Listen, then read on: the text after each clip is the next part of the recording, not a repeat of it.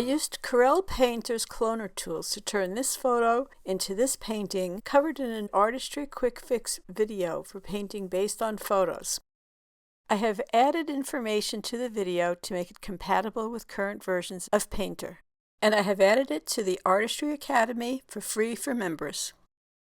The subject is a newborn, but you can apply the techniques to any subject. Cloning photos is usually something I stay away from for two reasons. Number one, though photographers love it, artists generally frown on it as cheating. And two, I think painting is much more fun and interesting when you're coming up with your own imagery and not just cloning what's in a photo. But that said, I think there's a place for cloning if done well. Done not so well is if you just use a soft cloner and redo every inch of a photograph exactly. Not only isn't that very creative, but also you're just coming up with a blurry photo and not a very good result. The place I see for cloning is if you want an exact rendering of a face in a painting, like in this example. The secret to great cloning is to paint on a unique background, like you see here, and to blend after you clone, because one of the differences between a photo and a painting is that a painting has less detail than a photo. So if you blend out details, you'll get a more painterly result. These techniques are covered in the video step by step. Meanwhile, cloning sure seems like an innocent way to paint nowadays, now that we're in the middle of the AI onslaught, where the case is made by many that typing prompts is creating art. I'm not completely opposed to AI, and it sure helps, especially as a tool in Photoshop, to speed up image editing. And besides, in this lesson I also show how to paint unique backgrounds based on photos, so that the cloning of the subject is just a part of an overall unique work. But I do object to the frequent use of AI to create the end product without the artist's or photographer's hand. So by comparison, cloning is painting by hand, so I see it as less controversial than AI. And besides, why not have a little light painting fun with a cloner? This tutorial is available as a standalone for $9.99 at my Artistry website or as part of the Artistry Academy library, which is up to 119 videos and growing.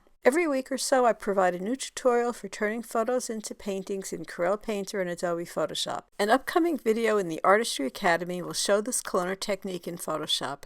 You'll find links for both the standalone Artistry Quick Fix video and the Artistry Academy membership in the description below. If cloning photos into paintings is wrong, I don't want to be right. Has the rise of AI changed your opinion of cloning? Let me know in the comments.